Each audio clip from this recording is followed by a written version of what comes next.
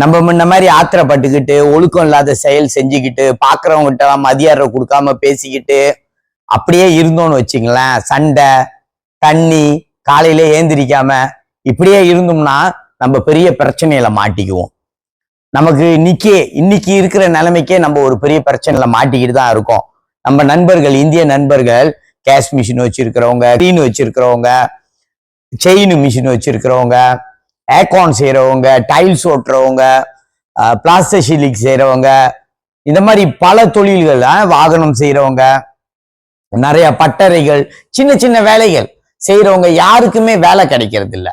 அந்த வேலையை அப்படியே அந்நிய ஜாதிகாரன் எடுத்துட்டு போயிட்டான். அந்நிய ஜாதிகாரன் யார சொல்றேன்னா, நம்ம கிட்ட வேலைக்கு வந்தவன் வெளிநாட்டுல இருந்து இப்ப நம்ம கிட்ட வேலை செய்யணும்ட்டு நம்ம பெர்மிட்டை போட்டு எடுத்து இங்க நம்ம கிட்ட வேலைக்கு வந்து வேலை நம்மளுக்கு செஞ்சு கொடுப்பான்னு வந்தா, அவன் இன்னைக்கு நம்மளோட சின்ன சின்ன வேலையெல்லாம் எடுத்து செய்யறான். நம்ம மலாய்க்கிற நண்பர்கள், சீன நண்பர்கள் என்ன பண்றாங்க, நம்ம இந்தியருக்கு அந்த வேலையை கொடுக்க மாட்டேன்றாங்க. ஏன் கொடுக்க மாட்டேன்றாங்கன்னா, நம்ம வந்து விலை கூட போட்டுருவோம். இன்னொன்னு, வேலை கொடுத்தா கேங்ஸ்டர் மாதிரி பேசுவோம். வேலை கொடுத்தவங்கிட்டயே ஒழுங்கா அந்த வேலையை முடிச்சு கொடுக்காம பாதி காசை வாங்கிட்டு ஓடிடுவோம் அப்படின்னு அவங்க மனசுல பதிவாயிருச்சு.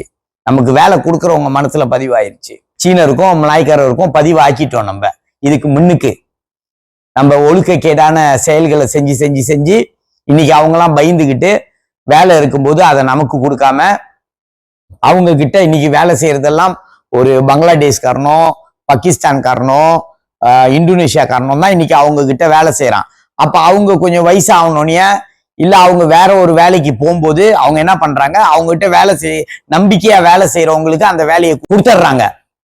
இவன் தான் என் கூட நம்பிக்கையா வேலை செஞ்சான் அந்த பங்களாதேஷ்காரன். சரி, நான் இன்னைக்கு வேற ஒரு வேலை செய்ய போறேன், தான் இந்த ஷொப்லோட்டை வச்சு இந்த கிரீல் எல்லாம் நீனே பூட்டு எனக்கு மாசம் இவ்வளவு கொடுத்துரு, இந்த காடி ஒர்க்ஷாப் வச்சு நீ செய்யு எனக்கு மாசம் இவ்வளவு கொடுத்துரு அப்படின்னு சொல்லி கொடுத்துட்றாங்க. நம்ம ஆட்கள்லாம் என்ன பண்றோம், ஒண்ணு நல்லா படிச்சு போனா பரவாயில்ல, இந்த Form 5 முடிச்ச கையோட படிப்பு வரலன்னா எங்கேயாவது கம்பெனி வேலைக்கு போயிடுது, இல்ல வேலை செய்யாம தண்ணியை போட்டுட்டு கூட்டாளிங்களோட கூத்து அடிச்சுக்கிட்டு முன்னுக்கு உட்காந்து சண்டை இழுத்துக்கிட்டு ஒரு மோட்டரை வாங்கி முறுக்கிக்கிட்டு எடுத்தோடனே 16, 17 வயசு 18 வயசுலாம் காதல் பண்ணிக்கிட்டு சுத்திக்கிட்டு இருந்தீங்கன்னா, இந்த வேலையெல்லாம் இந்த சின்ன சின்ன வேலையெல்லாம் பழகிற வயசு. Form 5 முடிச்சிட்டீங்கனாலே இந்த சின்ன வேலையெல்லாம் நம்ம வேலை, அதுதான் நம்ம வாழ்வாதாரத்தை உயர்த்தும். இந்த மாதிரியான வேலைகள்லாம், இந்த வேலைகளை நம்ம கத்துக்கிட்டு நம்ம ஒரு முதலாளியா ஆகணும்.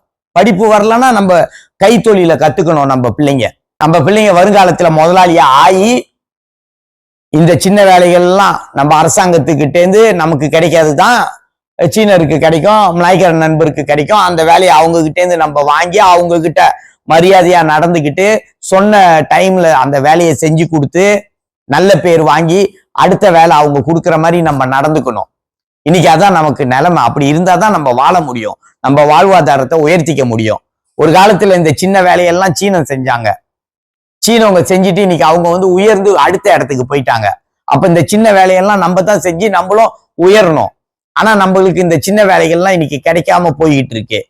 இப்படியே போயிட்டு இருந்துச்சுன்னா நம்ம ரொம்ப பிரச்சனையில போய் மாட்டிக்குவோம். எல்லாரும் Form 5 முடிச்ச கையோட கம்பெனி வேலையிலயும், கிடாயிரும் ஷாப்பிங் சென்டர்லயும் அப்படிதான் கிராப் ஓட்டிக்கிட்டு இப்படிதான் வாழ்ந்துகிட்டு இருக்கீங்க. இல்லைன்னா வேலைக்கு போகாம வீட்டுல உக்காந்துக்கிட்டு அப்பா அம்மா ஏதோ சம்பாதிக்கிற காசை வச்சு வாழ்ந்துக்கிட்டு இப்படியே ஓட்டிக்கிட்டு இருந்தீங்கன்னா நம்ம வாழ்வாதாரம் பிரச்சனையில மாட்டிக்குவோம், இல்லாம போயிடும். இன்னைக்கு நம்ம சீனர்கள் நண்பர்கள் வளர்ந்து அடுத்த ஸ்டெப் போயிட்டாங்க. அவங்க செஞ்சுக்கிட்டு இருந்த சின்ன வேலைகள் அத்தனையும் நம்ம தான் செஞ்சு ஆகணும். இது இன்னைக்கு கை விட்டு போயிருச்சு. எல்லாம் பங்களாதேஷ்காரன், பாகிஸ்தான்காரன், இந்தோனேஷியாக்காரன் கைக்கு போயிருச்சு. இது போகாம நம்ம வந்து அந்த வேலையெல்லாம் நம்ம எடுத்து போட்டு செஞ்சு ஆகணும். அதுக்கு நம்ம என்ன செய்யணும், அதை பத்தி நம்ம ஆட்கள் எல்லாம் சிந்திக்கணும்.